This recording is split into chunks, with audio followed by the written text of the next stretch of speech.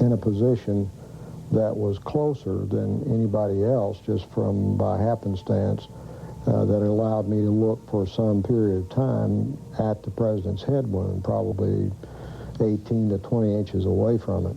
Dr. Perry, who was enlarging the wound in the neck to do the tracheostomy, told me that the small wound in the neck looked like an entrance wound.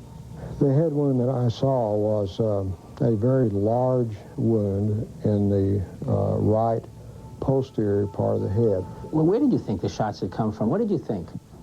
But I think, even then, that I would have thought that this was certainly an exit wound in the back of the head, and that therefore the shot must have come from the front. I viewed the autopsy pictures. They had the frontal part of the cerebrum here and the skull out.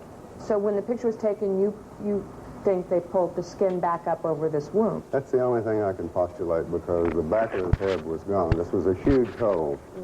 It was on the right. It was 9 to 10 centimeters across, and you could look right into the brain. Crenshaw.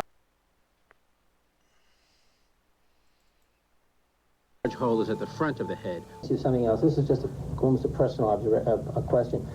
Are you pretty comfortable today with the notion that someone was firing at President Kennedy somewhere from the front? Yes.